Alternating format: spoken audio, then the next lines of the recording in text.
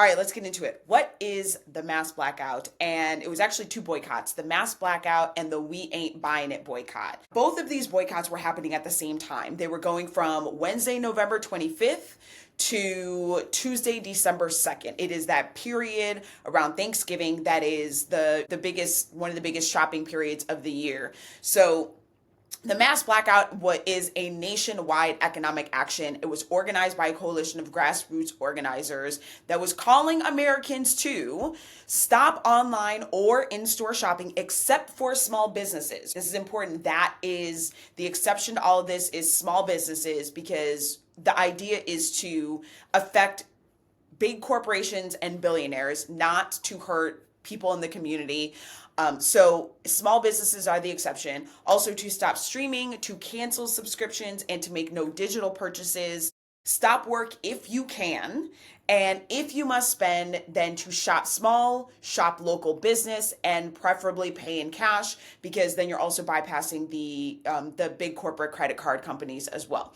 This is a quote: "No spending, no work, no surrender. The system isn't broken. It's working exactly as designed for the wealthy," the movement's website said. So we're not targeting small businesses or communities. We're targeting the corporate systems that profit from injustice, fuel authoritarianism, and crush worker power. Now, I can stand behind that, okay? Which is why I was participating in this boycott. It also asked to not do non-essential travel, to avoid restaurants. Again, small businesses are the exception to that.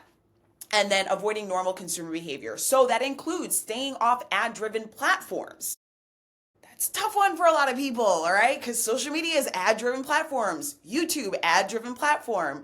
But to stay off those platforms unless you are organizing, and also logging off of entertainment platforms, or actually even unsubscribing from them. So that's the mass blackout. At the same time was the We Ain't Buying It boycott, and that is a campaign led by a coalition of progressive groups. And that one is targeting, or was targeting, three companies: Target, Home Depot, and Amazon. So it's asking Americans to withhold their purchasing power to protest these three retailers who are cooperating directly with the Trump administration in different ways. So Target for rolling back on DEI, which, I mean, people have been boycotting Target all year, and it has definitely had an economic impact on them. Home Depot, because they're working with ICE, which has been arresting and detaining and deporting immigrants. So, like, come on, what are we doing here? And then Amazon for allegedly funding the Trump administration to secure corporate tax cuts. So this is a quote from Latasha Brown, the co-founder of Black Voters Matter and a member of the We Ain't Buying It coalition. She says, "When corporations align with cruelty and authoritarianism, they must understand that our purchasing power matters. Economic non-cooperation is a powerful, non-violent tool for a free people, and we plan to use it to make America better for all of us, not just the wealthy few." This is the rundown of what these two boycotts were that were happening at the same time. And the intended impact was to hit billionaires, corporations, and those who are supporting the Trump administration in their pockets. Because in America, the language of money is the language of the land. Here's what that looked like for me. I did no big corporation shopping, only small business. And honestly, I actually didn't shop small business in that period either, except for one company, because I had to order some health supplements and I didn't want to order from Amazon.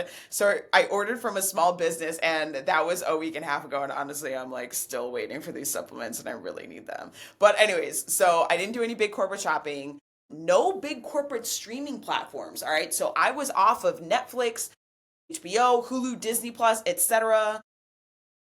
Now, keep in mind, this is a relaxing holiday weekend where I'd normally be a couch potato. Let me catch up on my shows, right? But I did not. No ad-supported platforms. That means I was not on any social media platforms. The exception was if I needed to go on to look something up while I was working. And that was really because it was part of my job. I work at a small business company, okay? So I was not working at big corporate. The other thing is no YouTube, which is why this video is coming out so much later.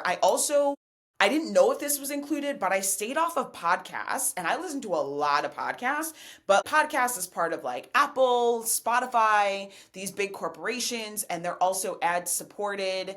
That one was a little funky for me because I'm like, but Also, the people who are running these shows are relying on these ads. So I don't know, that kind of became like a little murky, but I was like, I'll catch up on my podcast after. So I stayed off of podcasts. I didn't stream music. And I also tried to limit Google Browser because of ads.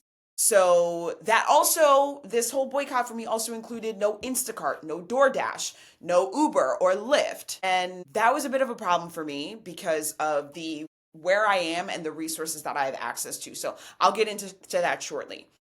What did I do instead? Here's what I did. One, I read books. I also used my library card to borrow ebooks and audiobooks and TV shows from the Libby app and Hoopla. So that was actually a lot of fun. I also watch DVDs that I own. So like, let me tell you, your girl caught up on all the Fast and the Furious DVDs that I hadn't watched. So that was a good fun time over the weekend. I also used DuckDuckGo as my search engine as much as I could, which I did on my phone. I didn't have it on my computer, but that's what I did for search engine because it blocks ads. So that was allowing me to not engage with those ads and for those ads not to hopefully not get marked as like having been viewed. Honestly, all of this, even over a holiday weekend, a relaxing weekend, it was not nearly as hard as I thought it was going to be. And I think that's like a really great thing, right? Like what I personally gained by unplugging was I spent less time on my phone. I spent more time with my partner. I even even found the app Hoopla, and there was another one. I think it's called Canopy.